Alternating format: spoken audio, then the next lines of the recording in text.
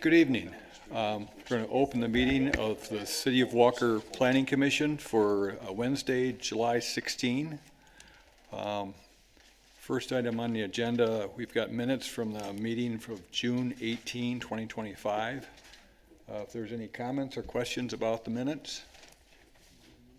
If not, is there a motion to consider approving the minutes as submitted? I move to adopt the minutes. Second.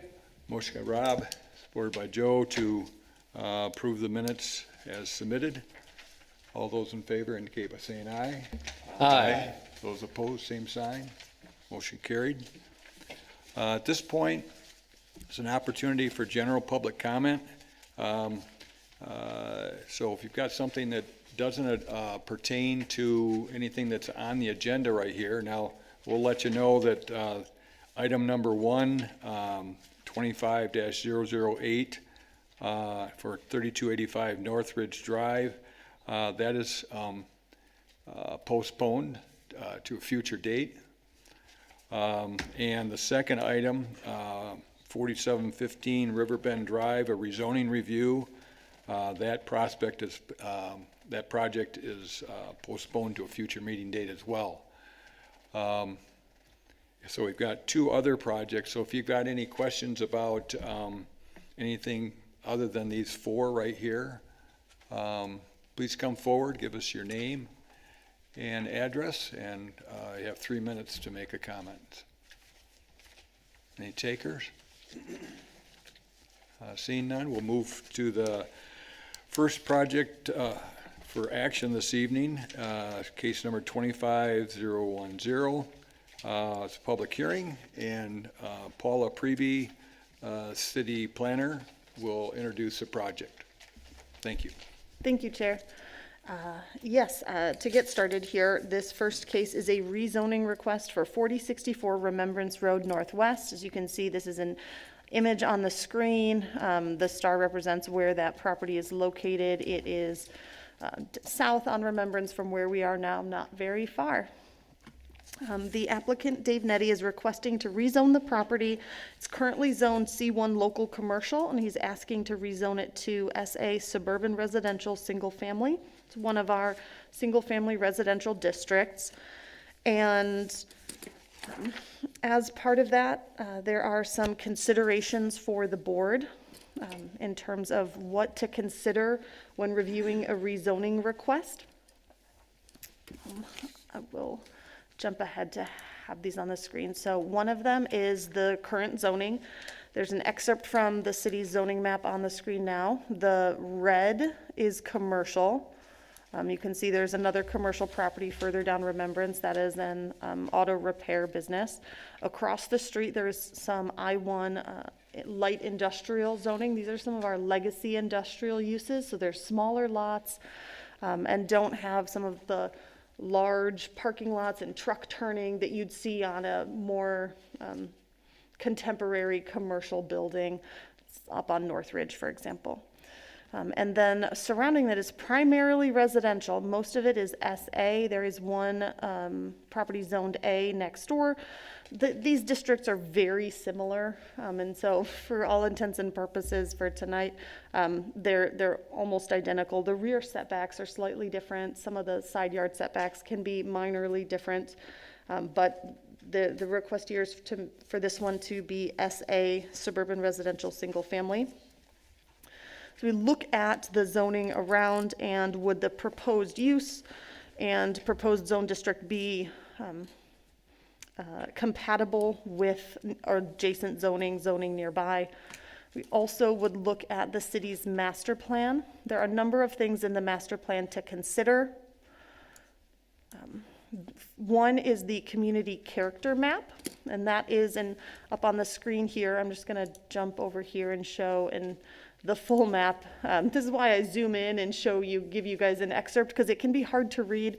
The city's master plan is broken out into 4 different neighborhood clusters in order to get a more fine-grained view on a city as large as ours geographically. And so as you can see, there's different designations down here in the legend for residential uses, mixed uses, commercial uses, industrial uses, institutional uses.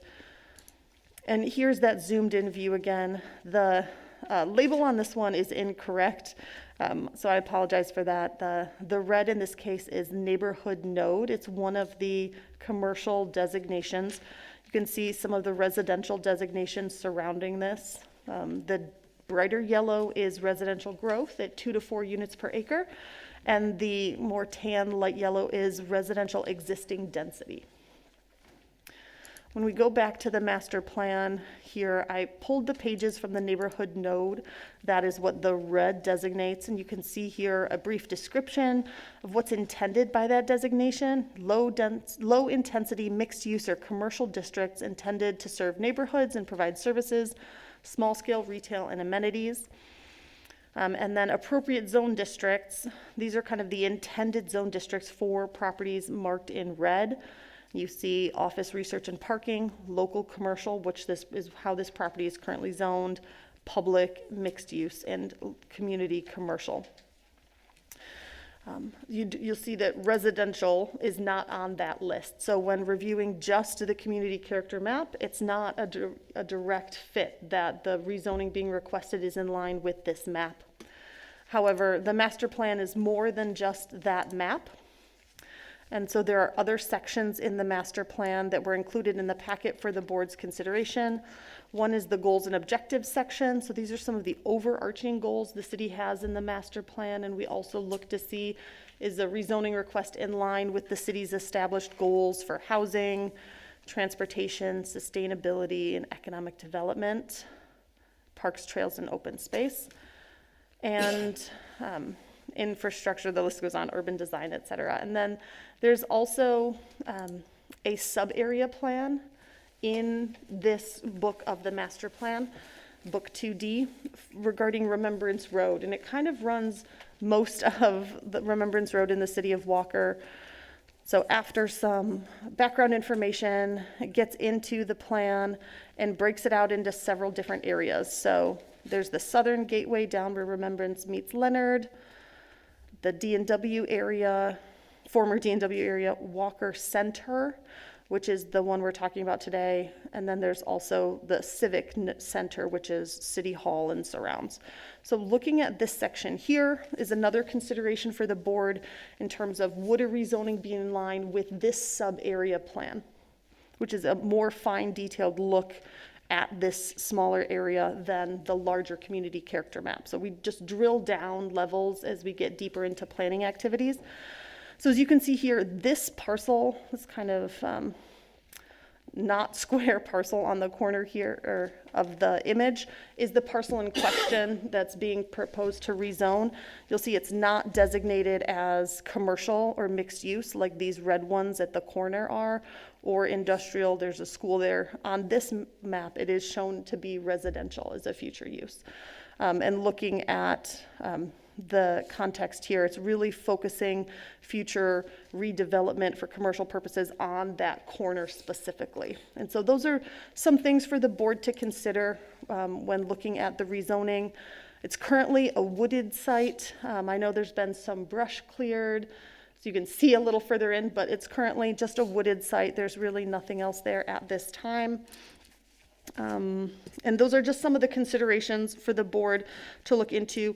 I have one additional thing for the board to consider, and that is in the application, the applicant provided the proposed use, as I said, is for single-family residential. He sent in, apologies here, images of some houses that could fit on this area and a site plan. As stated in my report, this site plan does not meet the city zoning ordinance requirements, so this site plan would not be approved. But for a rezoning like this, there does not need to be a site plan in place. It's a straight rezoning. The rezoning request, the ordinance change will go to the city commission, and if the rezoning is approved, the rest of the process is administrative only. They would not come back for full site plan review. Because of the small nature of the project, it would go through an administrative land division process through the city assessor's office, be reviewed by me and a few other departments, and then they'd get permits for curb cuts, right-of-way permits, and building permits, et cetera. So this is a preliminary consideration. This one would not be approved, but there theoretically would be a version of this that's edited, maybe 3 lots, maybe possibly 4, but this would need to be worked. But the idea under consideration here today is the zoning of the lot. It's currently commercial, so commercial development would be permitted by right, not residential. The request is to rezone to a residential district that would allow the land to be divided and single-family residential developed. And I'm happy to answer any questions. I know this was kind of jumping around a bit. Well, that's good. This is woods. You know, it's wild there. I mean, and how does it end up being that way? I mean, did somebody own it forever and never did anything with it? I'm kind of curious. What's the story on that? That's an excellent question that I don't know that I'm equipped to answer, but perhaps the applicant or some of the neighbors that have a long history might know more. I can talk about it.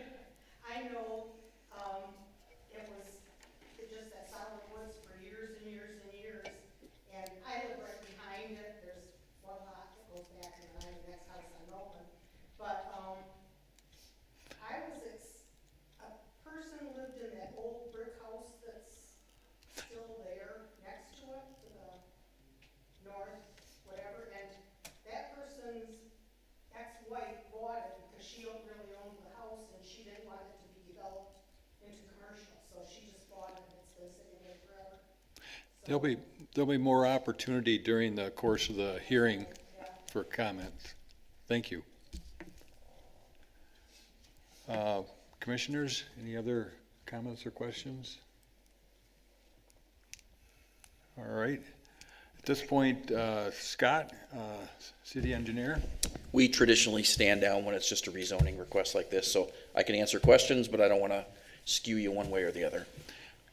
I am curious, with that property, with its frontage on Remembrance, are there provisions for laterals for water and sewer for these properties? I don't know.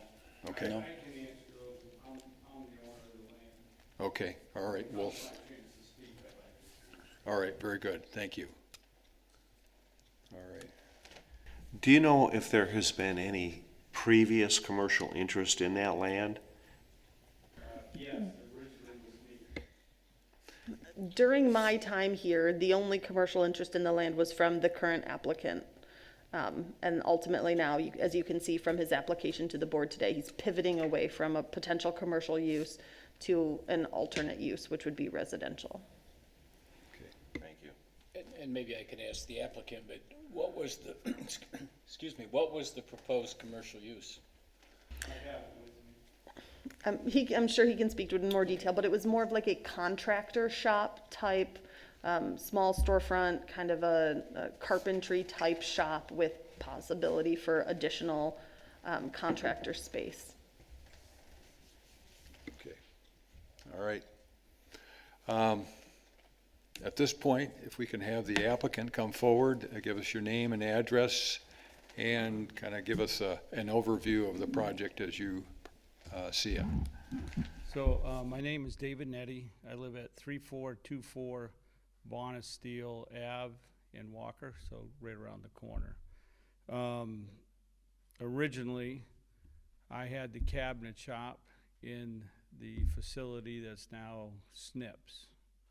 And so we had that end of that building until that building was sold. And so we bought this land in order to build a new shop. We went through the design process of, we went through the engineering, the whole design process, some of the preliminary drawings for the commercial. To do it, we hired an engineer to come in and test the soils, figure out the sewer lines, all the availability to that. And that was all positive. We could bring the sewers in, we could bring water from across the street. We went and met with, I believe it was Grand Rapids Sewer, so everything was fine. And so what made me pivot? The more we developed this plan and the more we saw the building that we were gonna build, and I live in Walker. I live right around the corner. My wife said to me one day, what would you think if that was your building going behind our house? And I really got thinking about that. I'm a real advocate of Walker, love living here. Like any citizen, there's things we agree with, things we don't, but we love Walker. And I'm a home builder, so we build housing. We do about 10 units a year, and they're custom homes. And so I got thinking about it, and I really started processing that. What if it was mine? What if I lived on that house right behind? What if I was the house to the east or the house to the south? Or to the only place that doesn't have housing is to the north. Well, I talked to the owner of the buildings on the north, and I was surprised to find out there's apartments in those buildings. So there is residential across the street. There's apartments on top of the commercial space. I thought, okay, so now we have residential on all four sides. And I talked to a couple of the neighbors. They were very nice. And I could tell just in conversation with them that even though this was zoned commercial, C1, and we could do what we were doing, that wasn't probably in the best interest of the owners of the property that surrounded it. And so I thought, okay, how and what can I do to recoup? We got quite an investment in that. And during that time, I started buying smaller lots in Walker. We did the one on Waldorf. Everybody said, don't buy that lot. Don't buy that lot. It's a small lot. We bought that lot. We put a 1,900 square foot house up. We put it for sale on a Friday at 4 o'clock. And on Saturday at noon, it was sold with 10 buyers bidding it. We're doing the one on Charlotte, a 2,200 square foot on a 60-foot lot. We got to framing stage. We didn't even have it advertised, and that house sold. And there's a huge pent-up demand for smaller, well-appointed, nice homes. And they're wanting them on affordable lots. And affordable lots are getting harder and harder to find. We're doing a house just around the corner in one of the subdivisions, and that customer paid $110,000 for a lot that's half these sizes. And my buyers on our what I call sustainable housing happen to be young families. They got 2 or 3 kids. They can't afford a $700,000 house. They can't afford to go into subdivision, and they want to come into Walker, but there's nowhere to go.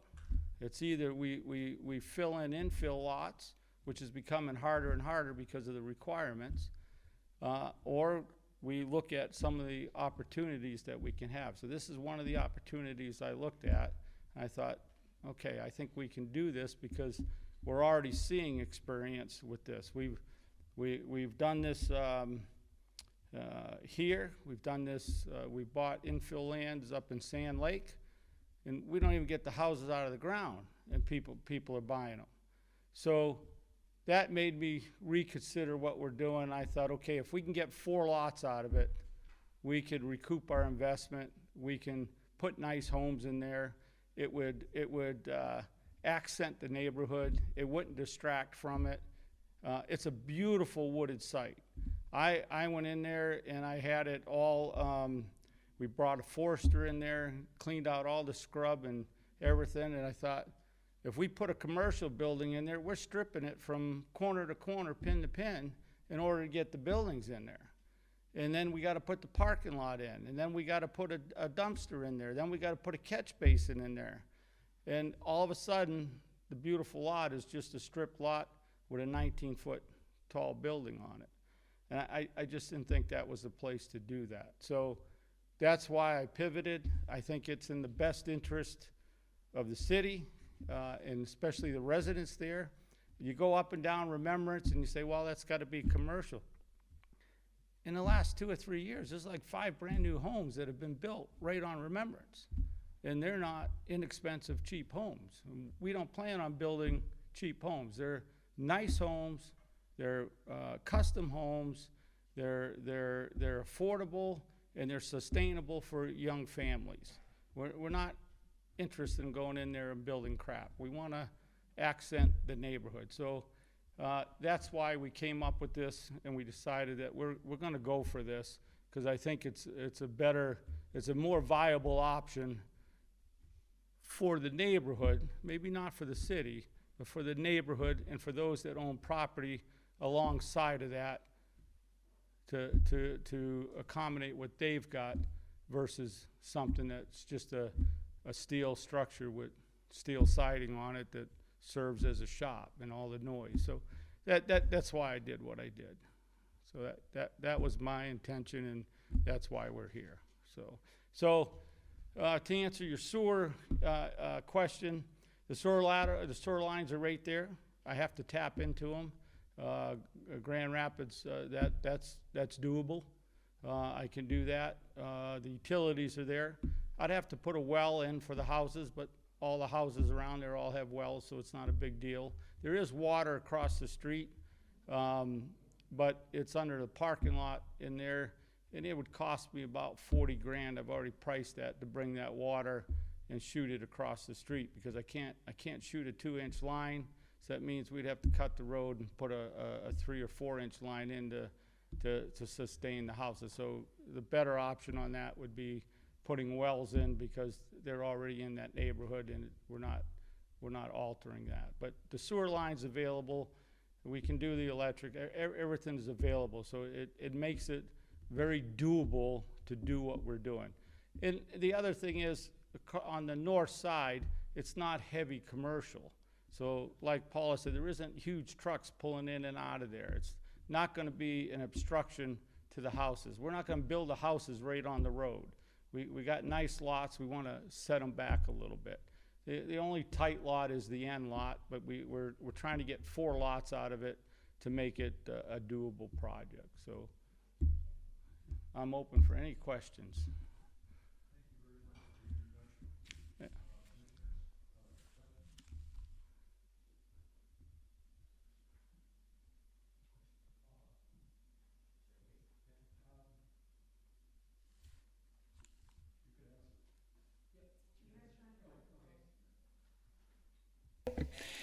Paula, well, 2 questions. One, there is no public water there?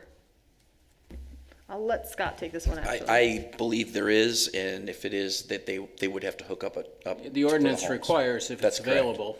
Yeah, you can't put the well in if there's public water, Okay. correct? There's no public water on our side of the street, and to pull it. We all have public water. You do on your side? All have public water. Nobody's got it. It's not showing up anywhere in the engineering. Well, I pay the bill every week. I'm not arguing that. I would much We have like water it. and sewer. None of us pay. My bill's on my desk, the car. I'd be happy to put city water in. The engineers were telling me it wasn't available, it was on the other side. All right, If it's available and it's on our side, there's no argument. okay.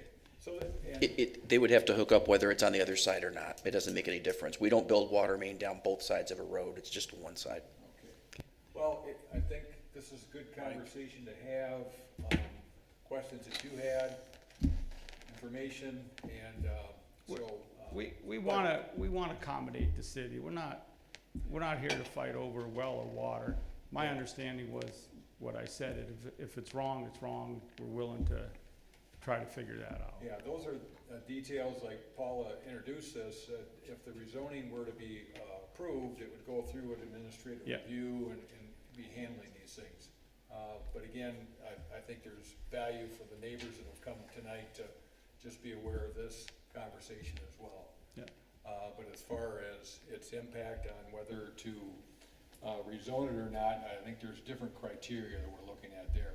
But again, your reasoning, it's a very thoughtful way to look at the development of the property, and we appreciate that you've taken that consideration, and it's good for us board members to hear that, and as we deliberate on the zoning considerations, land use and zoning considerations.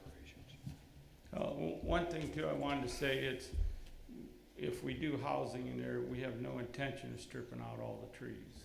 We want to make sure that we leave what we can, so.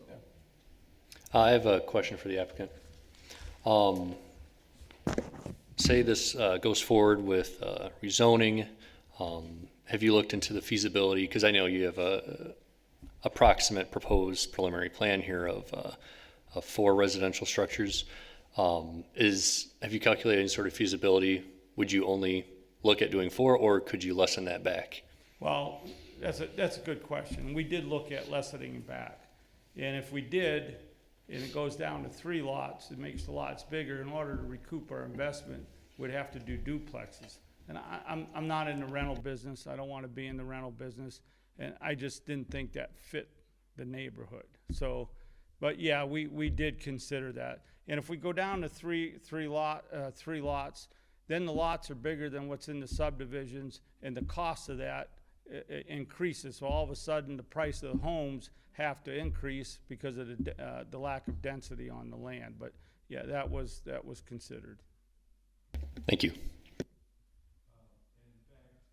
In fact, in Paula's report, she noted that the way they're laid out right now doesn't comply with the zoning regulations, and that and she made the comment, and that's pretty standard. If it were to be approved, they sit down with staff and see how and whether that could be accomplished. This is a preliminary.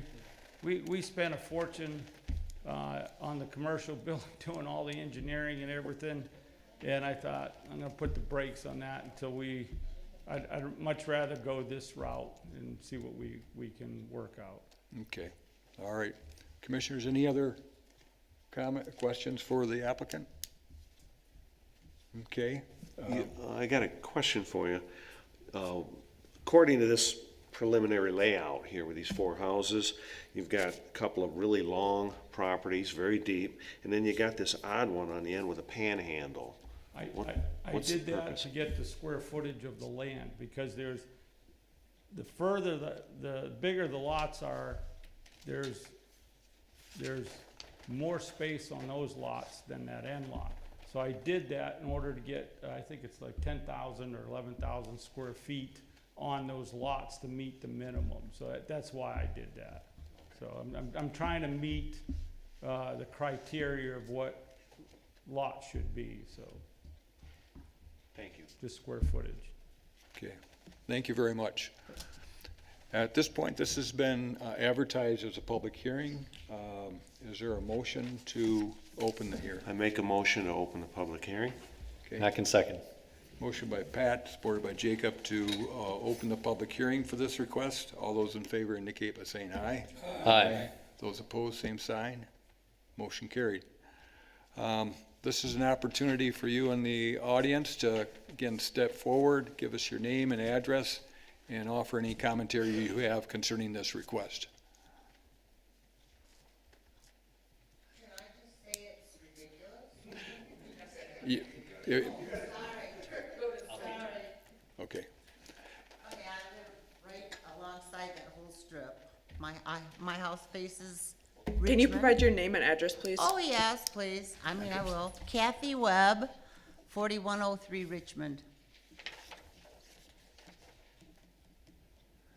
You can do comment now. Okay, Just need that for the record. well, so my whole backyard runs along that stretch of property. But to put 4 houses there is just not right. That's all I wanted to say. I just can't even imagine having 4 houses in my backyard. He might as well buy my lot and put another house back there. Well, it's a case here where there are minimum lot dimensions and size that would be required if this were to go forward. And that will as we've discussed, will have a bearing on whether 4 could be on there or whether less. But we understand your comments. We appreciate your comments. Thank you. Thank you.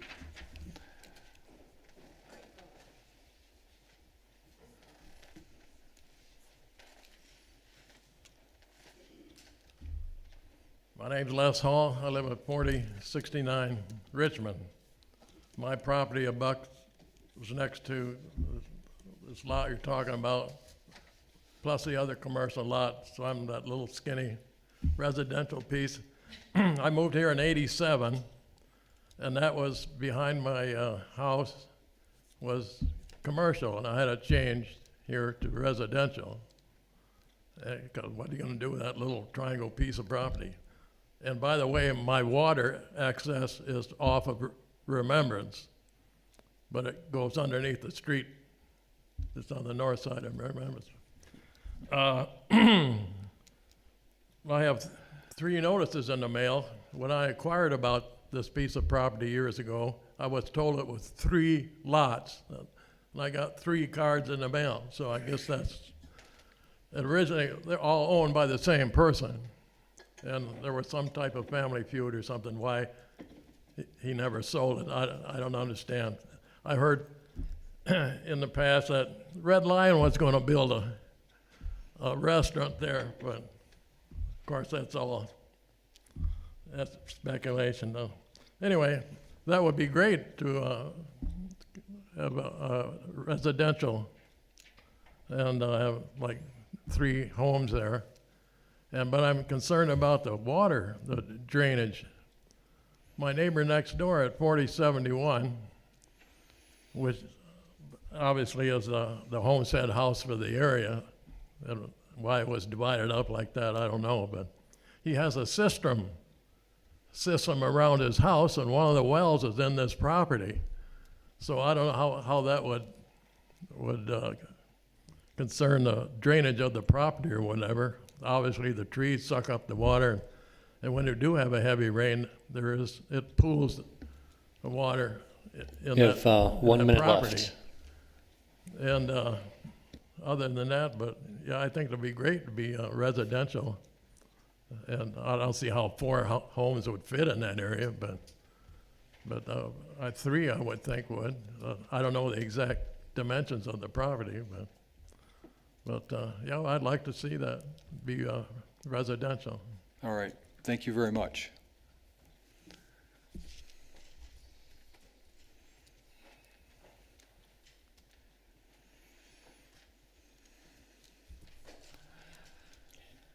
Kathy Van Til.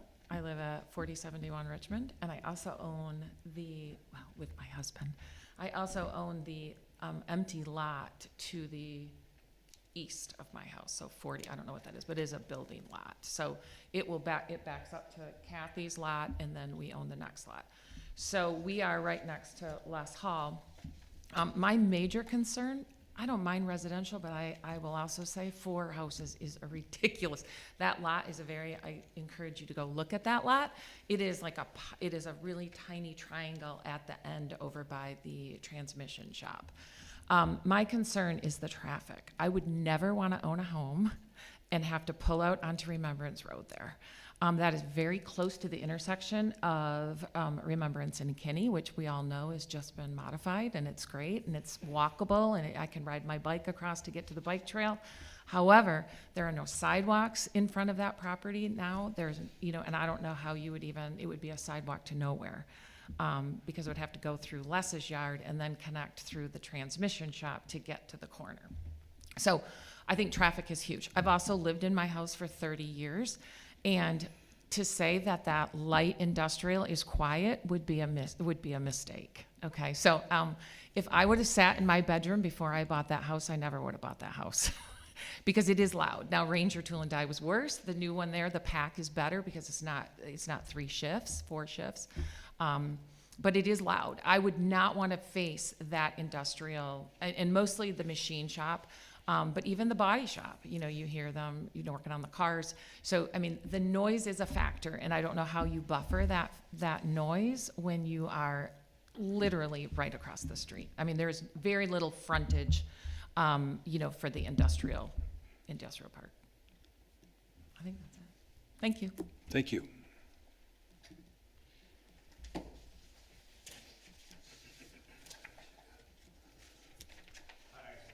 My name is Hayden Butcher. I live at 4071 Richmond. So I'm at the back of this where that strange dog leg was in this proposal. I'm not completely against turning this into residential, but 4 houses on there, I would fight it tooth and nail. I believe if you look around, every house in that area, mine included, I've got nearly 400 feet of frontage. I mean, we're huge lots. It's an old part of Walker. And now to have 4 affordable houses stuffed in my backyard, what happens to mine? Is mine affordable then?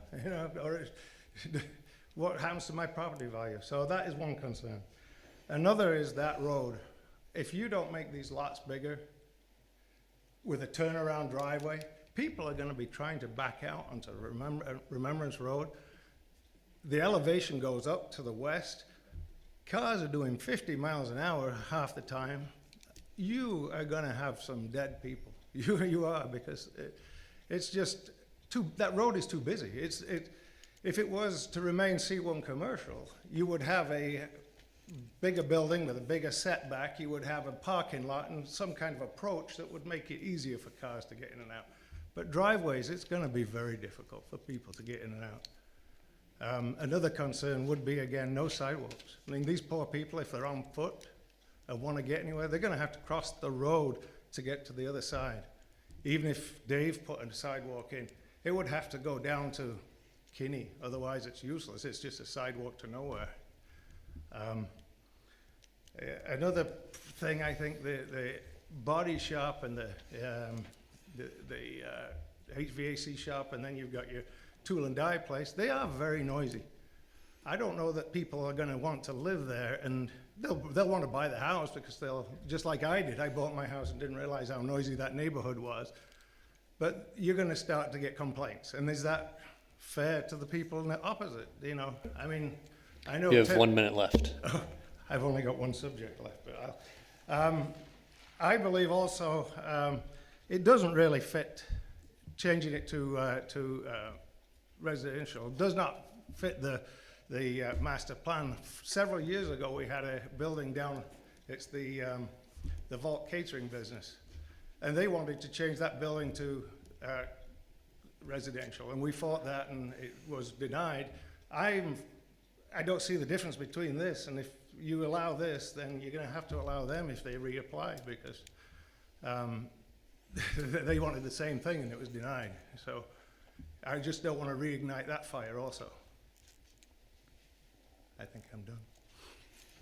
All right. Thank you. Thank you very much.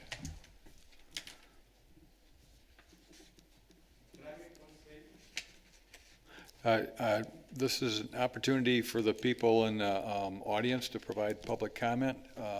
We can, at the end of this, we can take any additional comment you may have.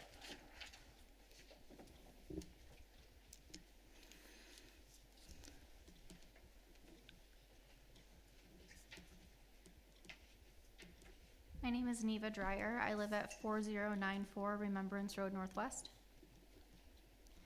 And we aren't necessarily against single-family homes, but again, we have the same thing. 4 there is just astronomical. To give you a little history on it, my aunt and uncle bought our property in 1980.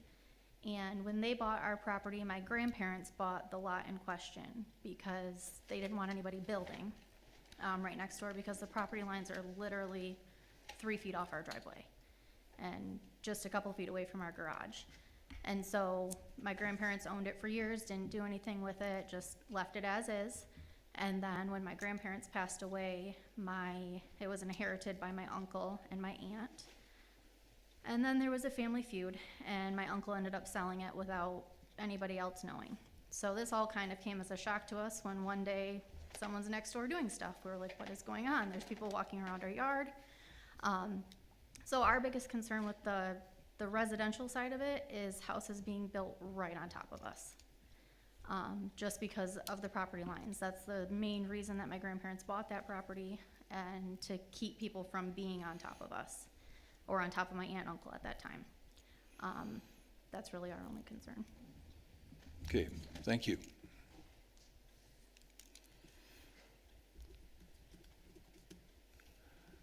Any other comments? Okay, seeing none, is there a motion to close public hearing?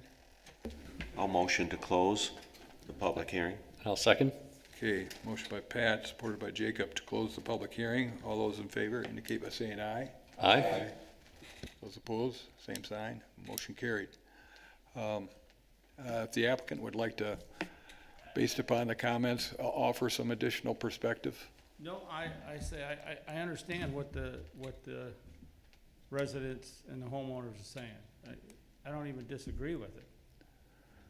The alternative is a commercial building that's 19 foot tall, that's 20 foot off the back of the property line. And the ordinance and things that allow us to do commercial would make it tighter on their properties than us doing residential. And that's why I thought, I'm not gonna do this. And that's number one. Number two, I wanna clarify affordable housing. We're not talking Section 8 housing. The houses that we're selling that we quote affordable or sustainable are 500 to 550. And so that's a big difference. These aren't $300,000 homes. And the issue with the driveways and the turnarounds, I agree with that too. We plan on putting turnarounds in every one of those driveways. So they brought up very legitimate points, things that we've considered, and we're trying to consider what we can do, an alternative to what, let me rephrase that. We're trying to come up with an alternative to what we can do, because what we can do, I think, is gonna be far more obstructive than houses on there, because the property is wooded. They have a legitimate point of wanting to keep it dense versus all stripped out, and a pavement parking lot. So I want them to know, we hear those, we understand that, we're trying to accommodate that. The other alternative of going in commercial wipes most of that out, and that's just what we're not comfortable with, so. Thank you for that clarification. Well, commissioners, got a lot of considerations here. Rob, you wanted to start it off? Sure. Paula, you indicated, as the chair said, that this plan, if we rezoned, is not going to work, the 4. And I'm sure you haven't studied it, but just ballpark, if you had a residential piece of property of this dimension, how many houses could fit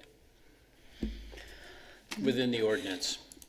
This lot has, I can see where the applicant was coming from. There is enough frontage to, you need at minimum 90 feet of width of frontage at the road, and a minimum of 11,880 square feet per lot. So this property has the frontage for 4 lots and the area, but based on the dimensions of the property, getting 4 in will be really difficult. I think 3 lots would very reasonably fit here.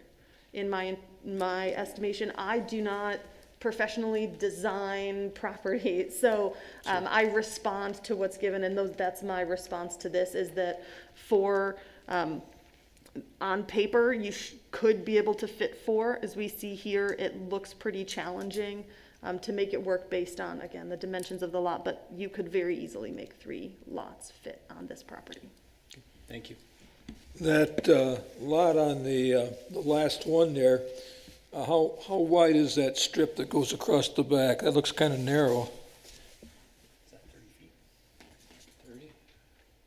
30? I can't read it here. Right here. Looks like 30 feet. 30 feet, yeah.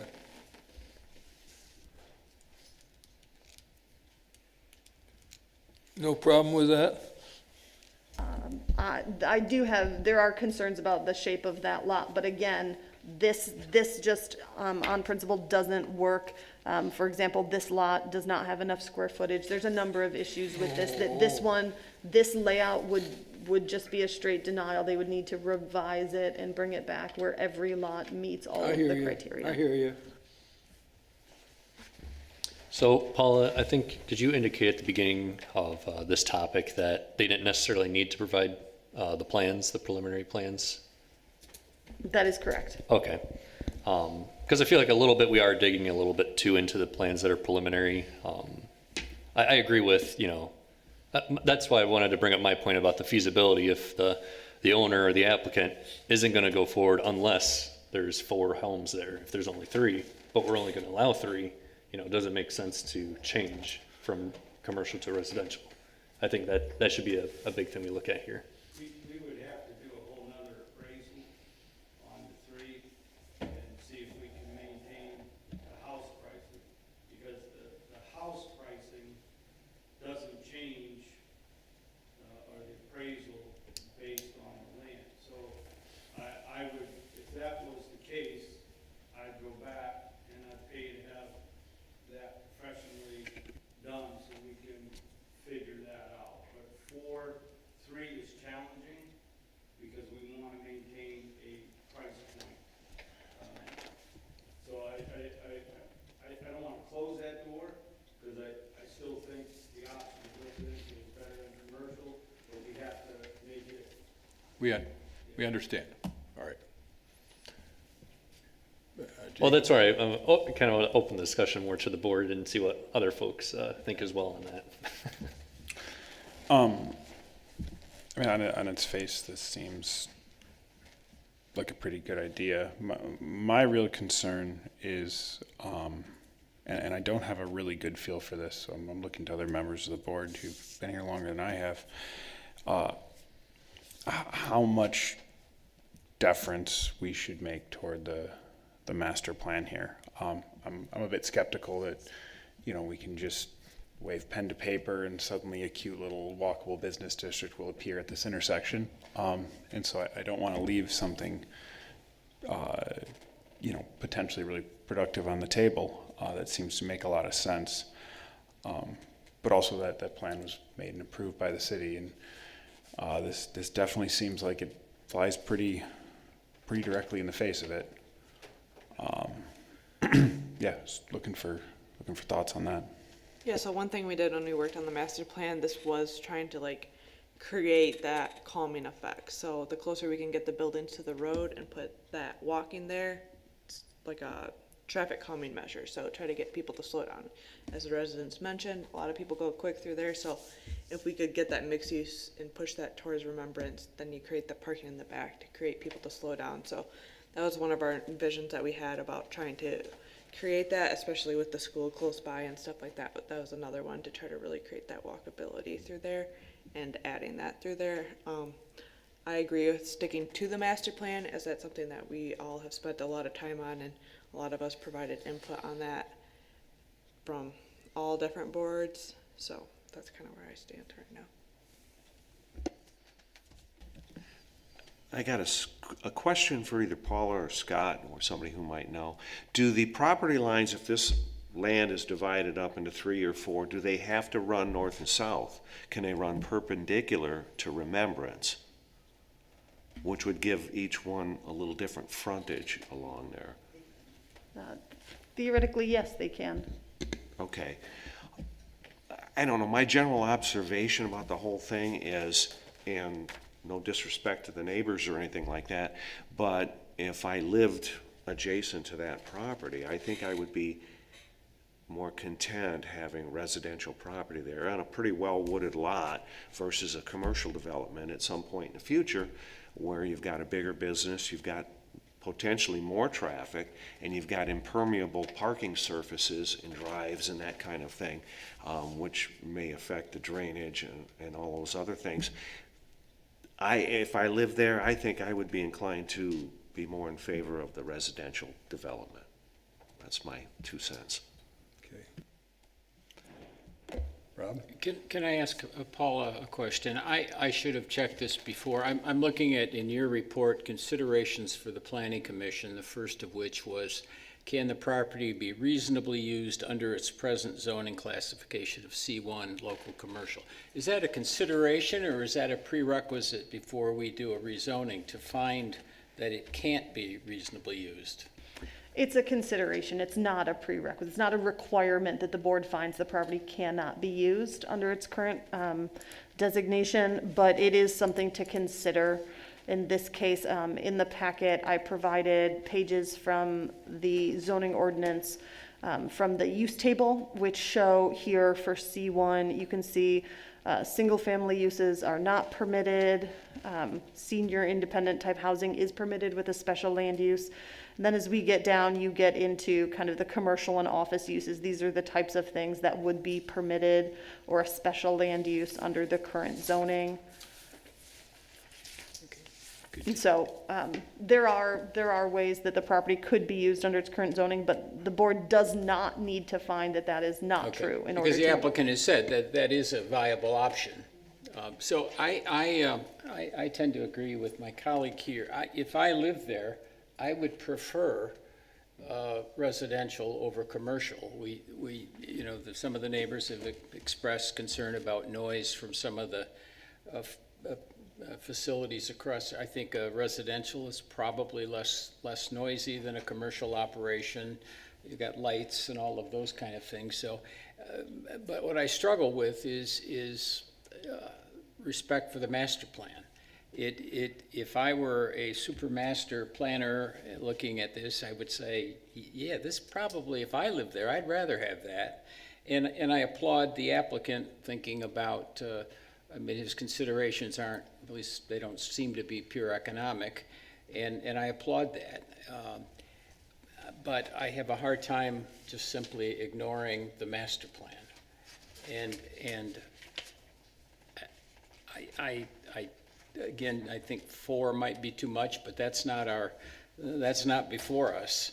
If we rezone it or propose that it be rezoned and the city commission agrees, then whatever can be jammed in there administratively with administrative approval is going to be there, and so it's really not a consideration for. So I'm pretty wishy-washy on this. If I were a neighbor, I'd say, yeah, let's give this a shot. It's a legal term, wishy-washy. So anyway, I'd like to hear whatever other people have to say. Oh, go ahead. If I was going to go to those same questions that are in the staff report as far as can it be reasonably used under current, and I think that from his applicant's testimony that he has found a way that would put it to the existing zoning and to be in compliance of it. It goes on to ask, is the proposed use compatible with other zoning and land uses in the area? And I think that's where, if you look at the properties around it are generally residential, and even the one right next to it to the east is zoned agricultural, but the residence that's there is a conforming use. It's allowed under that zoning. But on the north side of the street, there is industrial and commercial type of uses. But again, from our conversations, if it's a choice, if you were living next door already and you had a choice between commercial and residential, I'd be more inclined to look for the residential use as being more compatible to it. Next question is, are development trends in the area consistent with the requested rezoning? We've had some development along this area, but its history of it as being a US 16 and there's traffic going through there. And that's true, and that has been a main artery for years and continues to be so. However, the traffic volume comparatively is low along this stretch. If I'm not mistaken, it might be in about the 7,000 to 8,000 trips per day at best. And that's for the roadway, the way it's designed with the shoulders and the bike path. It accommodates both pedestrians, cyclists, as well as the motorists through there. So as far as consistent with the requested rezoning, we've got a lot of residential that's been built in the community as of late. And there's conversations locally, regionally, statewide, across the country for additional housing, affordable housing. So I think that's a consideration. Is it consistent with the master plan? What Paula pointed out, there's three pieces to that. The first is that master plan designation. Right here, it's calling for the commercial that's there. If you look at that alone. There's also a matter of taking a look at those surrounding uses and seeing what's a good fit. And the other deals with the remembrance corridor. That's a corridor that's been identified, and recognizing the history there, and that sure, it could be commercially developed, but you do have residential next door, and that's always has opportunity for some angst between the two uses. But I think this neighborhood, just looking at this area, I'm more inclined to think that even though the master plan designates it, has a designation for commercial right there, or mixed use, it's a recommendation. It's not set in stone as zoning is. And so that's what we're looking at is what's going to be the demarcation to what legally could take place on that property. And I think it comes down to, do you want commercial use there versus residential? So that's my take on it. Mark, you had Yeah.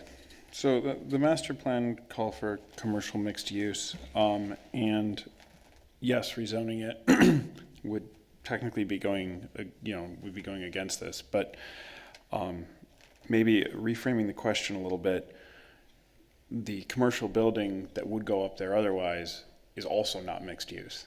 And is that commercial building that would go up there otherwise, is that any more in alliance with the master plan than just making it residential?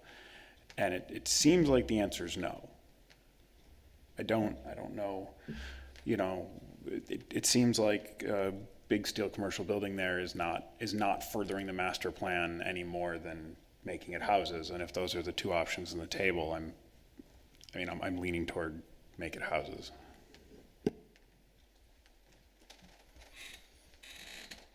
Well, I think we've had some good conversation. Everybody's been able to provide their perspective on it. I guess we, at some point, we'll be looking for a motion to bring the question to the table and see which way we're going to go.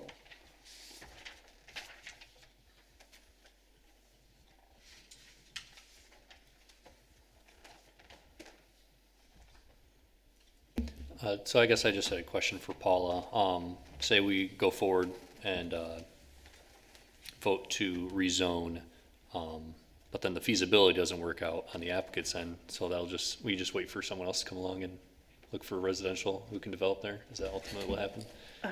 In this case, yes, the application is for a straight rezoning, which Yeah. would change the designation to residential, and if this applicant chose not to move forward for some reason, the property would stay residentially zoned. Okay. And that would be the future use of someone else that bought it could put 1 or 2 homes or 3 or et cetera, on the property. There is a procedure in our zoning ordinance called a conditional rezoning, which would tie a site plan to they would have to do this thing, and if they didn't, it would revert back. That's not what's being discussed here. This is just a straight rezoning to residential that would carry forward even if the applicant sold the property. Could we put in that condition or not? Not at this time. Yeah, I think the way that conditional zoning provision is, the applicant has to come forward and offer the conditional rezoning, as opposed to the city dictating that.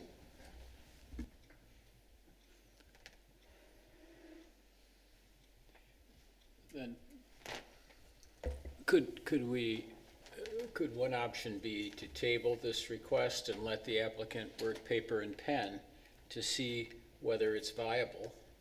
Or is that put too much of a burden on you, Paula, to weigh in that if it were rezoned, here's a plan that we could approve administratively? Because I'm a little hesitant. I don't want to see us a year from now, somebody's coming back in saying, well, it's really, we want it rezoned to commercial. So in retrospect, I guess I'd feel more comfortable if I knew exactly what was going in there. The board could make that decision. I would not recommend it. But if there are outstanding questions that you need answered before you can make a decision, then yes, absolutely, a tabling is on the table. Would that be better off going to like a denial until they can come together with a plan that will actually fit that? And can we do like more of an administrative review of it before we'd come back to us that way? If that's what the board deems in the best interest of the city, then yes, you could. It's different. A straight rezoning like this is different from a rezoning to a PUD, where we can legally tie those things together and make them both come in. I don't recommend tying a straight rezoning like this to a set site plan, because they're separate processes according to the ordinance. They're not linked by the ordinance, so that's, I guess I struggle with that aspect too of like, if we rezone this, he comes back and like, we can't do anything with it there to do that, then we kind of just spot zone this section without really knowing it, knowing what we want to have there, especially with the master plan going for that MU too, versus Yeah, neighborhood I'd be node against aspect of rezoning it. I would be against rezoning it. Just, if I may, Rob, when you asked that question about whether or not we want to table it to allow them to reevaluate that, you're doing that more to help him make the decision on whether or not he wants to proceed with it. Yes, because I mean, he came in here in good faith thinking I can do 4 lots and build 4 houses at whatever whatever price point he thinks makes it work out. He learned tonight that he can't. He can't do what he hoped.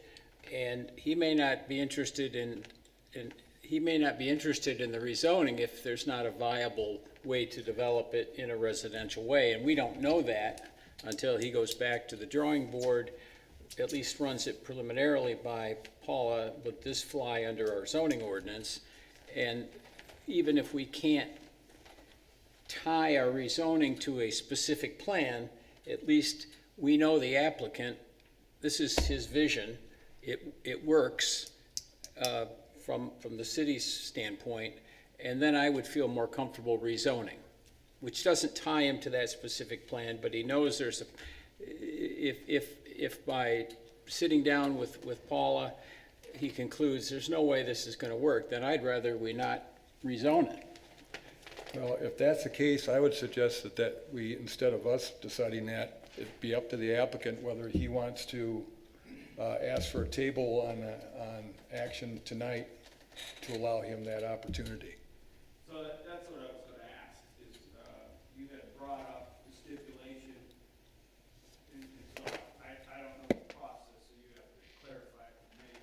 The stipulation, if we can't get it to work, then it stays commercial, I would sell it. But so the only alternative is we go for 3, and that's it, whether it works or doesn't, or we table it and we see if we can make 3 lots work financially.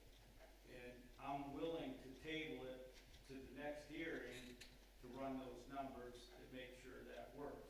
But I don't want to lose the opportunity of being able to do that because we tabled it. So if you ask for tabling at this point in time, that puts a stop to this process, gives you time to further evaluate, meet with staff to get a better perspective on that.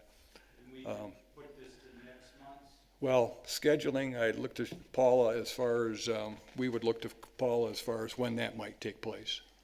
And if it were going to be tabled, there would be notification from the city to the neighboring property owners to advise them of the change in the date, correct? That is correct. If the board were to table this, the earliest we could bring it back would be the August 20th meeting, because we don't have time to get notices out for another item for the first meeting in August. So it would be 1 month from now. If I could get on the August 20th, I'd table it. That would give me time to sit down and do our due diligence on the 3 versus 4. I think that's a fair compromise. So are you offering that? I'm offering that, as long as we get on the August 20th. Okay, is the board amenable to that? Yes. I can accept that. Terry, if I could step in too, I want to make sure that he considers the utility costs, the fact that he's got to cut into Remembrance Road, the fact that he's got to connect to water. That we don't want any surprises later that you do all this great homework and you get to the end and the calculation's wrong. Yeah. So, And that's to everybody's benefit to have that conversation and get that detail. He's bringing up a good point, because it costs the same amount of money to bring that across the road for 1 lot, 2 lots, 3 lots, or 4 lots. So we have to calculate that. That's a very good point. Okay, all right. So, I will move to table to the August 20th meeting at the request of, at the request of the applicant. okay, we have a Second. motion, is there support? Second. Mark? Okay, so motion by Rob, supported by Mark to table at the request of the applicant to the August 20 meeting, is that right? That is correct. All right. All those in favor indicate by saying aye. Aye. Those opposed, same sign. Motion carried. Thank you very much. I think that was a fair compromise. Thank you. Thank you for your time as well as that of your neighbors.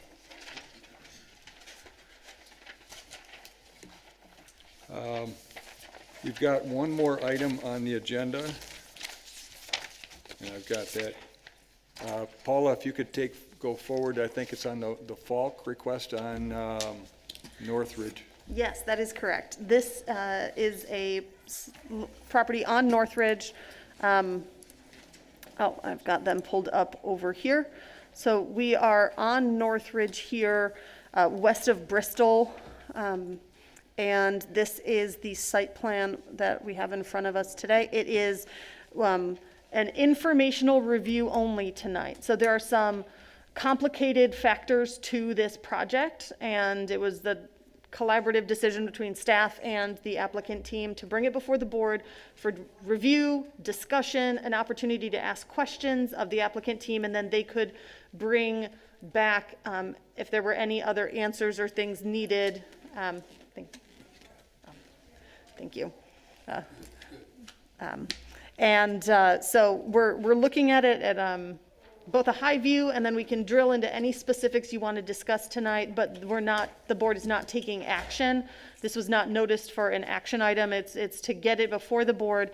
This site has had some different site plans brought forward in the past, and I believe they've settled on this as a final one, but as I said, there are some complicated pieces to it. So I'm not going to give a lot of information at this time. We'll kind of let the engineering team do that and speak to the project, but I can say the site is 1920 Northridge Drive Northwest. The applicant is Falk Panel.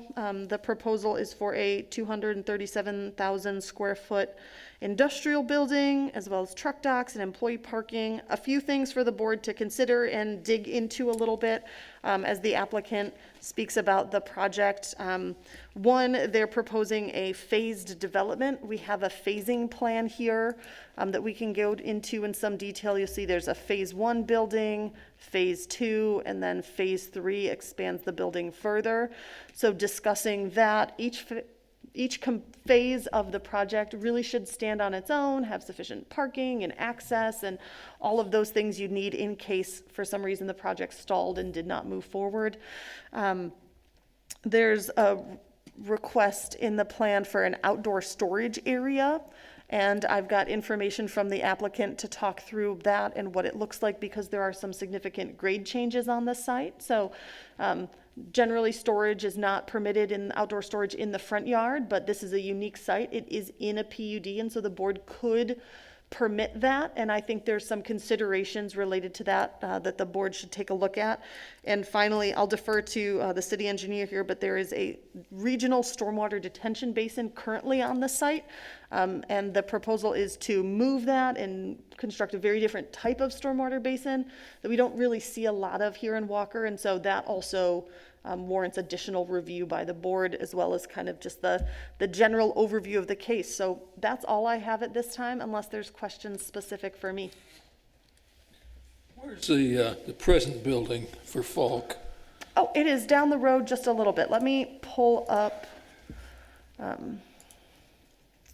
So here we are. This is Walker and Bristol. The existing Falk production site is here. Inset to the corner of Northridge and Bristol, and the property we are discussing tonight is in this space here. Thank you, thank you. Any other questions for Paula at this point?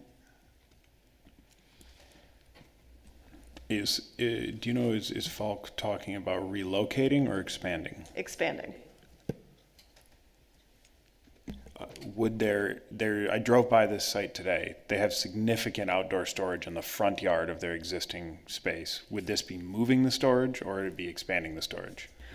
That is an excellent question. So what I can tell you is that the outdoor storage they have currently is set to be moved, to not be in that front yard space. The Planning Commission last year, or it might have been late '23, approved an expansion to their existing site, which includes a secondary building over here, an expansion of the existing building, and some paving and outdoor storage interior to their site.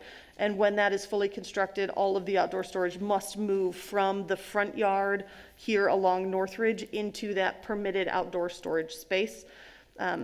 The proposal for the new building does show outdoor storage proposed in the front yard area here. And when the applicant gets into it in detail, there's some significant grade change and some screening elements that they're proposing, which staff is I'm amenable to as a way within the flexibility provided by a PUD. It might be a really good fit in terms of the limitations of this site with the grade change, some water on the site, and the need of the applicant for outdoor storage, as long as it meets the intent of the ordinance to screen that appropriately from folks driving by on the road.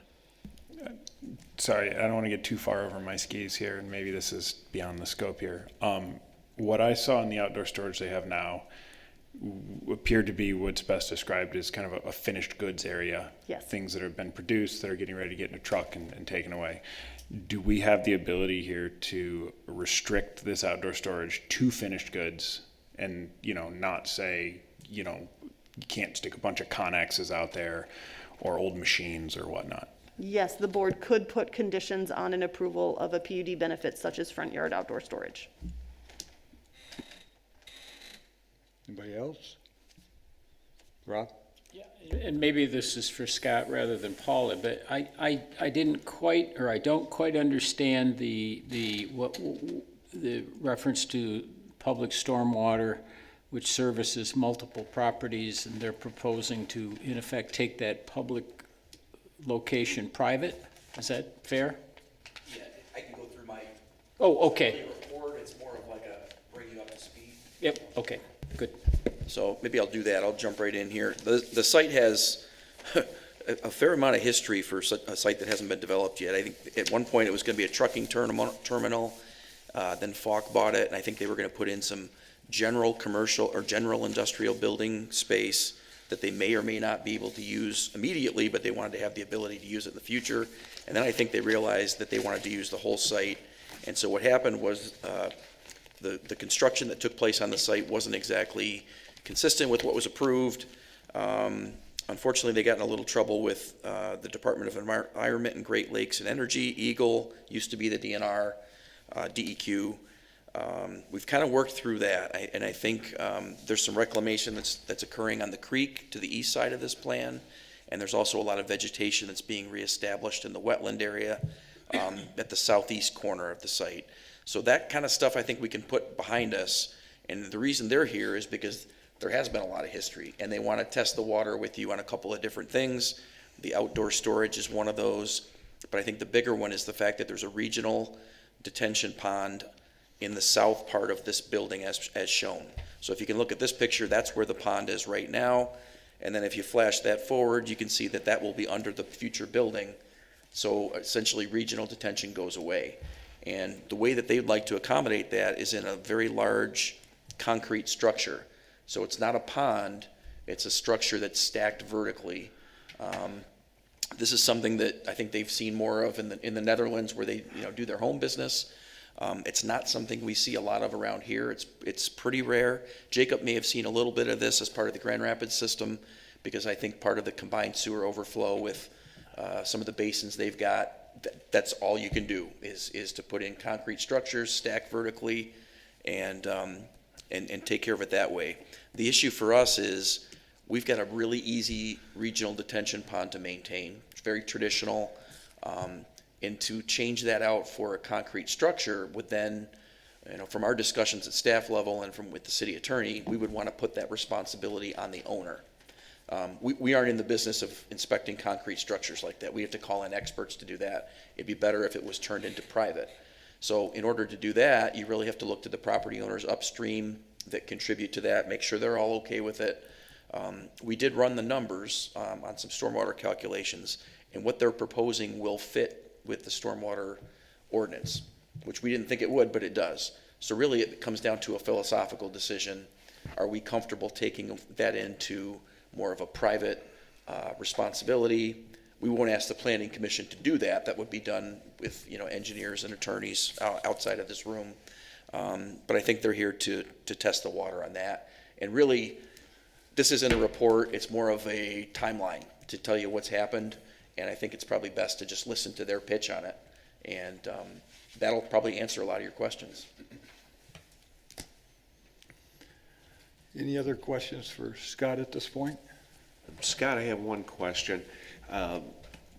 Volume-wise, the current detention basin there, and that is a regional, there's other properties flowing into that. Would this new structure be able to handle the same volume? The same volume, yes. Okay. And we'll let Justin talk through that. Okay. We did send that to an independent consultant to check their numbers, and they said, yes, this is viable. Okay. Thank you.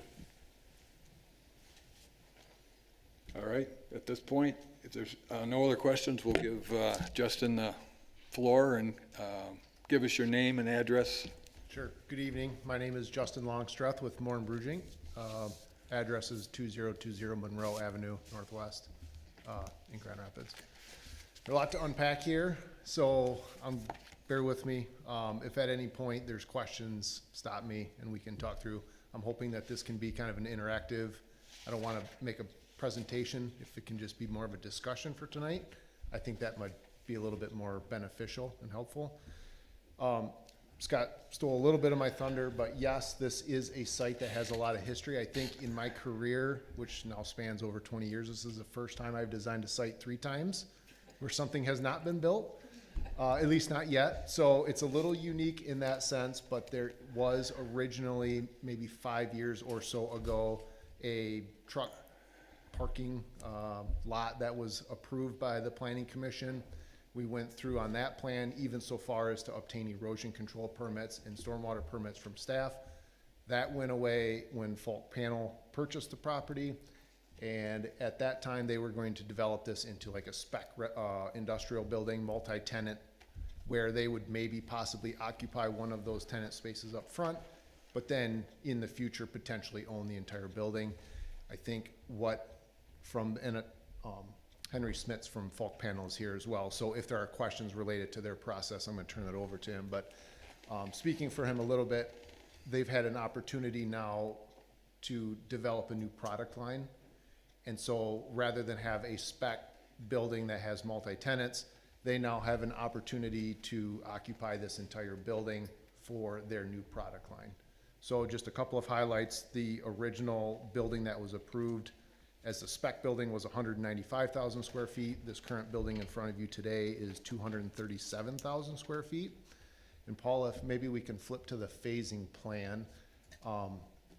The reason that this project and the original plan that was up would be the full build-out condition, but the reason that they would propose to build this in phases is because this is a new product line, there is certain, call it ramp-up time, that is required to bring that new product online. So there's equipment that comes in from overseas that they have to work the bugs out. They have to run a certain amount of product through, make sure all the bugs are out of the product before they can even go to market.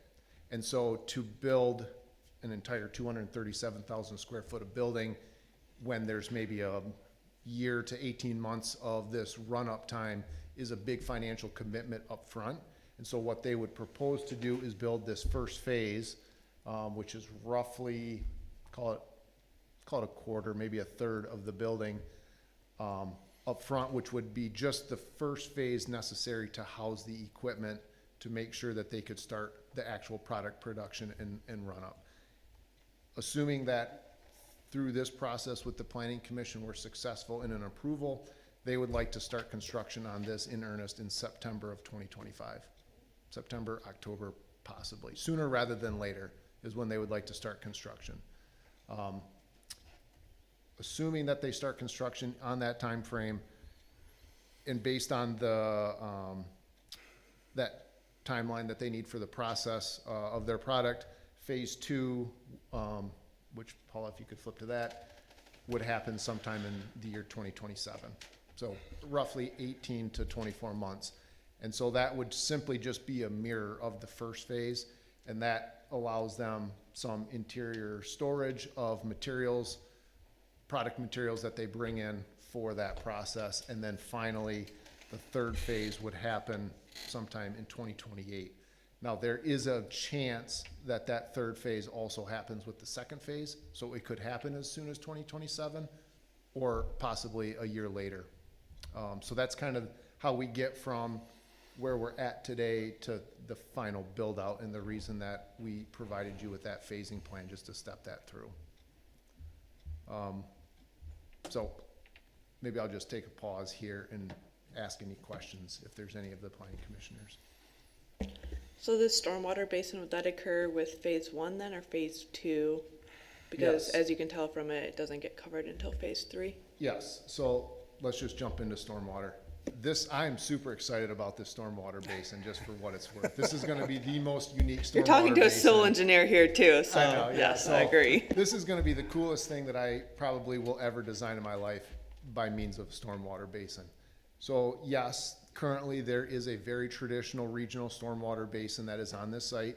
It handles the stormwater not only from this site, but also Ascent Cabinetry, the propane place that's just to the east of it, I forget the name, and then also lot C9, which is the vacant lot that's just east of the hotel. Those 3 lots, plus this one and a small portion of Northridge, all contribute their stormwater to the current basin. We've run the numbers, and based on the value of the space that that basin currently occupies, it makes sense for us to build what I affectionately call a concrete bathtub for the stormwater. It will function the same way as what a traditional basin does. It's just a smaller footprint, and you have vertical walls as opposed to sloped side slopes made out of earth. So we've teamed with a structural engineer to at least go down the path far enough in the structural side of things to know that this is viable. It's very similar to tanks that you would see at a wastewater treatment plant. Just instead of sewage, this is stormwater. A vast majority of the time, this tank will be empty, although the walls will be designed as if it is full. And so for a vast majority of the storm events, it will not touch the capacity structurally of what this thing can handle. So, again, I'm really excited about it. I recognize that it is a very unique situation. This will be the only one that I probably ever design like this. For a couple reasons. One, it's not cheap, right? To build this thing out of earthen material is the reason that is tried and true. It's cheap and it's been done. But because the space is so valuable, this property owner and this applicant sees this as a viable option to do that. All of the volume that is contained in the current basin will be contained in this one. The release rates will be the exact same. For all intensive purposes, we're just taking a larger footprint and shrinking it and putting it into a corner. So, Elena, was it your question that whether that was gonna be done up front? I didn't even answer your question. So right now, we need a permit from the state of Michigan to put this tank in its current location. There are currently regulated wetlands that are here. We have made that application. We are through our 20-day public notice period. We received no public notice or public comments. And so then it now moves into the permitting stage. And based on the consultants that we have working on this with the state, we're hopeful that we could see a permit in the next 30 to 60 days. We can't build this thing until that happens. Now, what I would say is based on our timeline, and if we are successful and move forward in September or October, this tank would be part of the phase 1 construction. The other part of having them build it up front is that when they're ready to do phase 2 and 3, it's already in place. And so That's what I was hoping to So there's not a see. period there where there's no protection. Yeah. The intent I just is- didn't want to go through, not have the permit until if it was phase 2, and then we create more issues on that way. The intent is to build it as soon as possible in the process. And I think based on our current timeline with Eagle in the permit process, we're gonna be able to do that with phase 1. Yeah, I agree. What part of phase 1, what point in phase 1 would that be Site prep kind of situation. operational? So it's a little unique because typically construction of stormwater basins is one of the first things that is done on site to manage that stormwater. This is a little unique because there is a stormwater basin that's already in place, but I think it would have to happen fairly early on because we need to reroute some of the piping from the upstream property owners, and we don't really want to do that when the building is going up. So I think we would do it fairly early in the process. Yeah, because, and this is Scott's area, obviously, but it's just, there's water coming from the other places already to this. Sounds like there's been disturbance on the site. Is there any capacity to accommodate that in the interim? So of all of the work that has happened on site, there hasn't been any material placed in the existing stormwater basin. So the capacity of that existing basin is original and can handle anything that would come to it.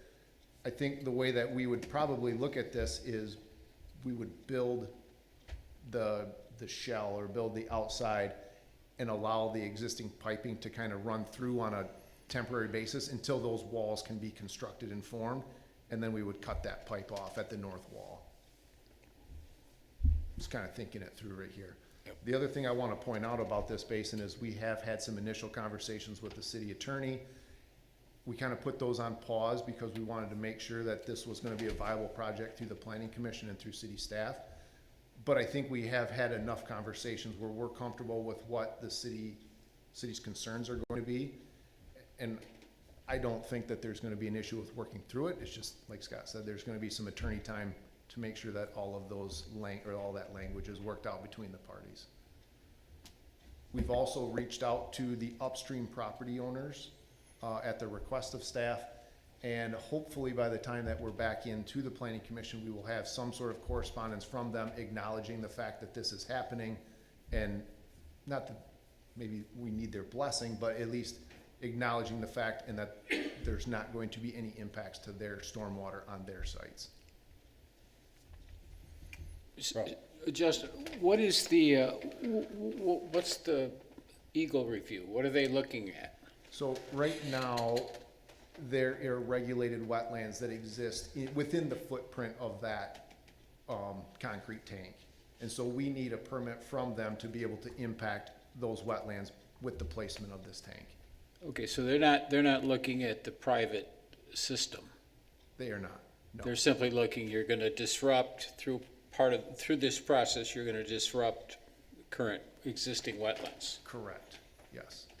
The stormwater review, both what's there currently and the new design would happen through city staff from the stormwater piece. Any other questions about the stormwater part of it? I've got more too, we can keep going, but. Will it be fenced around the top and how Yes. high? So I think that's a good point. I think right now we have a 6-foot fence around the top. There are also provisions that we have to make with our design. Because if you think of a traditional stormwater basin, you could get a Doritos bag or a styrofoam cup that plugs an orifice. And so it's a little easier to maintain those things in an earthen.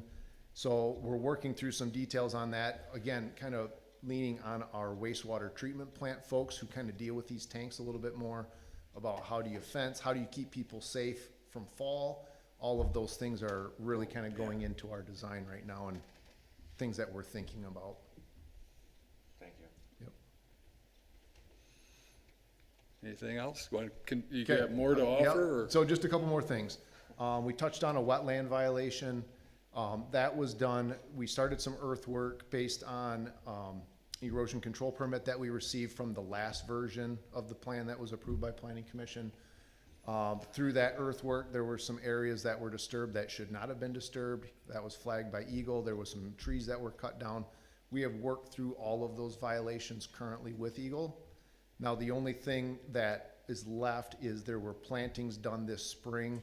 They won't sign off on this violation notice until fall of 2026 to give that vegetation time to establish. And so if plant materials die or whatever may happen, we'll have to replace that and make sure that that's up to snuff with Eagle. So that's the only reason that we haven't fully addressed the violation notices. We're just waiting for that material to be established.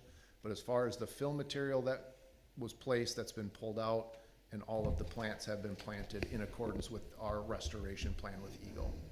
And to give you some level of comfort, we've sat in those meetings as well, and I agree that I think they want to put this behind them, and that's why this is kind of a fresh start.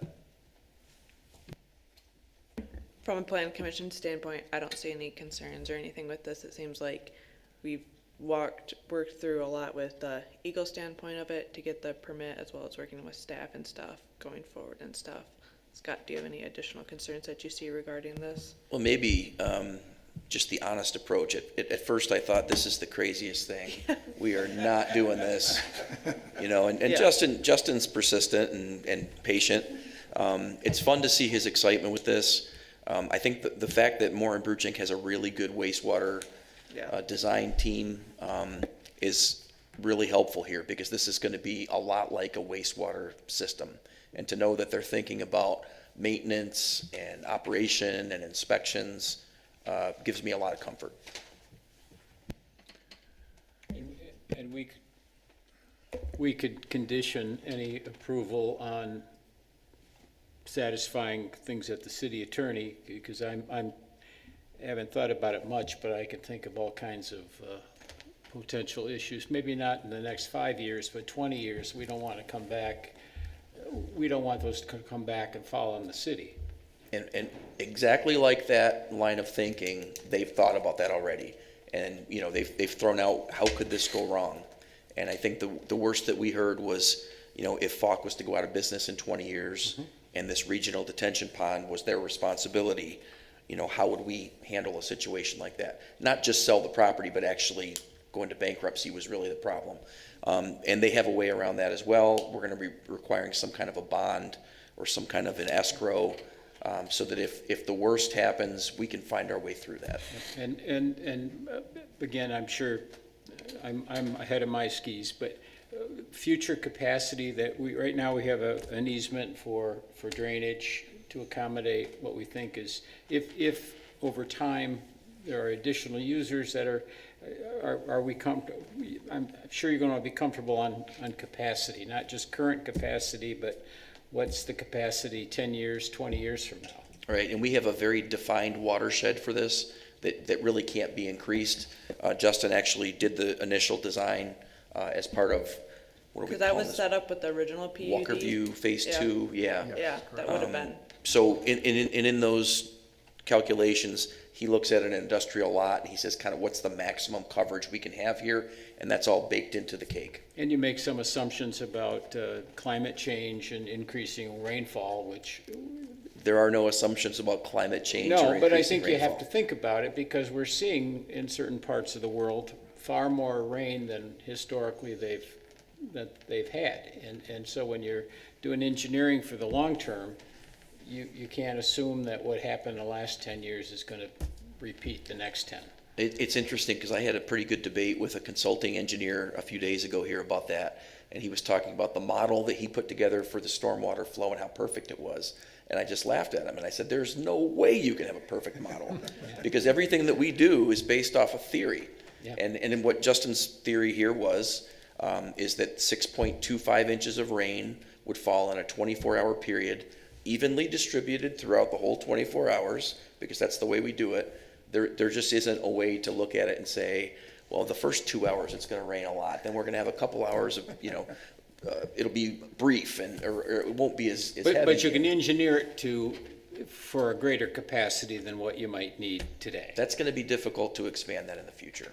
And that's not just at this location, that's every location around the city and around Kent County. It's going to be tough on all of us. And we are having those discussions, that's a whole sidebar, but we're having those discussions. There are models that I've seen that are asking for over 12 inches of rain in that 24-hour period as a 100-year design.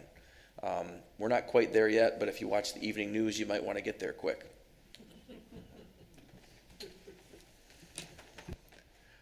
I just have one more thing that we want to talk about, and that's the storage, outdoor storage out front. So I think one of the commissioners had asked, what is that going to look like? And the storage that they're planning is exactly the same type of storage that they have at their existing facility, where it's it's material that has been processed, packaged, and is sitting out in their yard waiting for the contractors out in the field to accept it. That's just kind of a service that they provide to benefit the contractors who may have tight space on site. So they will hold it for a short period of time before it can be shipped off site, and that's exactly what this would be for this new product line. So it would look exactly like kind of what you have out there at their current facility, and I appreciate you bringing this up, Paula. So this was a cross-section that we prepared to help visualize what the grade change is going to be from Northridge down to where the product material is going to be stored. So if you look at the left side of the sheet, it's kind of the plan view. The dark kind of dashed line that runs north-south on that is the location where we're showing this cross-section. And then if you move to the right-hand side of the page, that would be that cross-sectional view where if you look at the right of that, that's the elevation of the street of Northridge. Yep, thank you with the cursor. And then as you move interior to the site, we've got a slope that slopes down quite a ways, actually about 20 feet down. And then the product material would be stored on that section of the asphalt that's shown at like that 2%, generally kind of flatter area. So as I'm a motorist on Northridge looking over, the product material is 20 feet below where my tires are. And so it's kind of counterintuitive where moving it closer to the street in this instance actually is better because it's hidden behind that grade change. And then in addition to that, we provided a landscaping plan that was prepared by OCBA, which we're really trying to focus our screening along that as well. So hopefully between the screening and then the grade change, yes, while it's in the front yard and maybe a little bit unique and in that aspect, we're really hopeful that those two measures can help offset or mitigate that visual of this material. What's the average time that the material sits on site usually? I'd say 2 weeks. Okay.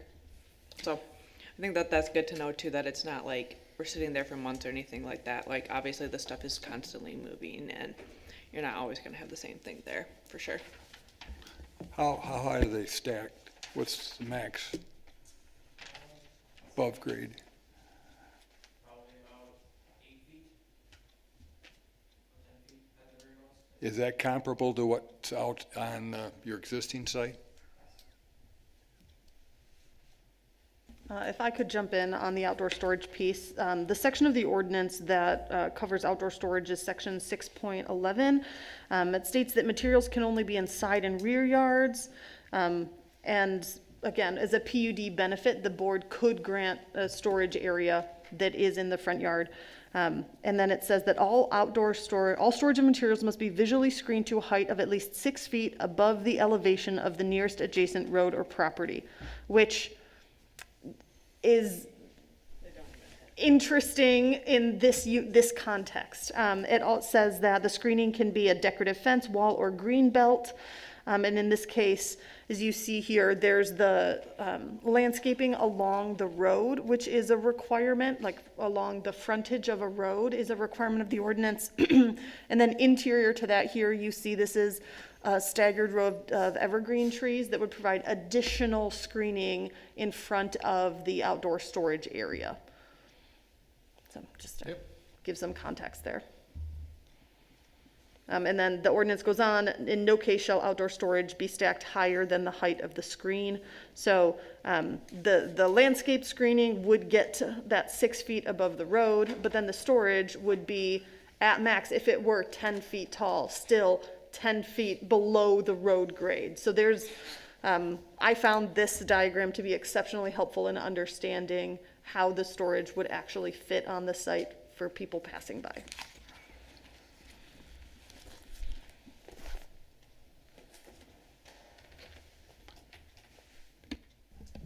On a slightly different topic here, and this is for Scott and potentially the applicant as well. I work in the foam industry. I've seen some foaming lines burn down. Have we taken any extra precautions or made sure that the fire truck access and whatnot is correct for an industry that has a lot of exothermic reactions going on? It's a integral part of our review. And we have actually a new fire chief that started last week, and I'm already receiving messages from him after hours about sites like this. So I can tell you it's going to become even more important. We burned the lab down a couple years ago. Yeah. That's happened. I got a question, slightly different topic as well. I'm looking at your traffic flow around this building. It shows diagrams of, semi-tractor trailers coming in. And it looks like the entrance, curb cut, to the west is two-way traffic and an incoming lane. So turn out right, turn out left, or they come in that way. And then the one up here doesn't have any indication of that. But the diagram does show kind of, and maybe this is just for example purposes, but it shows a truck kind of turning back towards the western exit. And is there going to be like a one-way traffic flow around this for semis? Not necessarily. So we do have the potential to add truck docks in phase 3, which is on that south end of the building.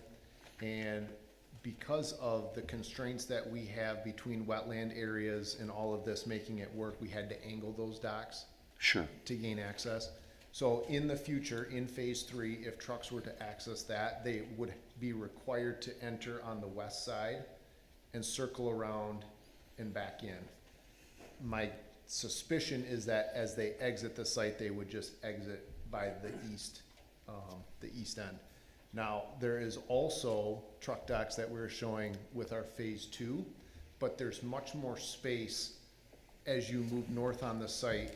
And so I don't think that there's going to be the constraint for a truck to have to circle around the building to gain access to that dock. They may also enter on that east end. So I think I've described it, but not maybe answered your question. There's not gonna be a specific route, I don't think, for all trucks on this site. And those are questions we'll get into before they come back. But they can't use Bristol. Correct. And Yes. that's, Yep, it's nice that they already are in operation on Northridge, and so they all know that their trucks have to turn west and go down to Walker. So they do know that and are aware of that. Okay. Okay, thank you. Yep. Just going back to the outside storage, we're showing it at its closest point to the road, what the differential is gonna be. Now, how far south do they want to have that outside storage go?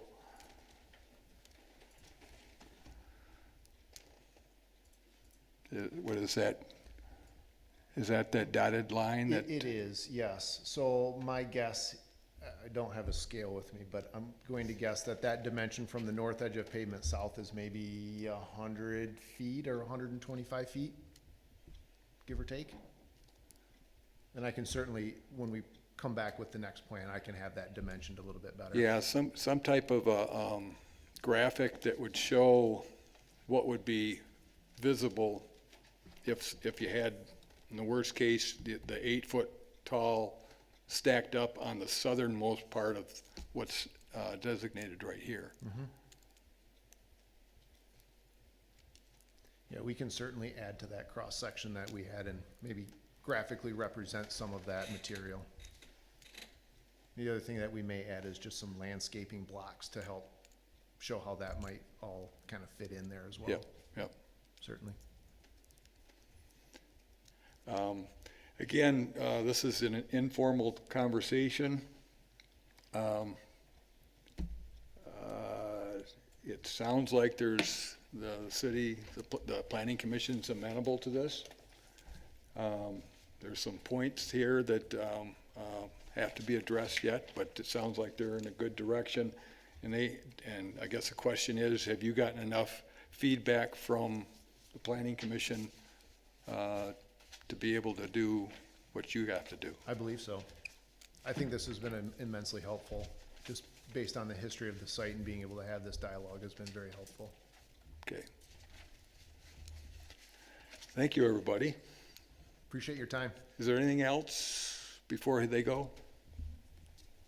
Okay. So we'll work with staff. We're hoping to be on one of the August Planning Commission agendas, so we'll work with staff to figure out the timing of that and what makes sense. So we'll see you soon.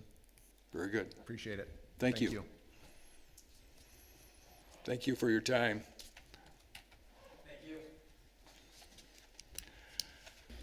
Paula? In terms of next steps, the August 6th is our next meeting. On that agenda, we will have the Visser building that got postponed, the one on 3285 Northridge that was scheduled for today. That will come back. I got confirmed from that today, as well as the Riverbend site, the 27 single-family residential lots that was originally scheduled for today, but that one got postponed last week. And so that had always been on the agenda, and possibly the project that we just discussed. So it's on their timeline to turn around the additional items. So that will either be on the 6th or the 20th, and then, as we discussed, the rezoning on Remembrance will be on the 8/20 meeting agenda. And that's all I have for you at this time. Thank you. We all set? I move to adjourn. Second. All in favor? Aye. Opposed? Very good, thank you. Good to see you.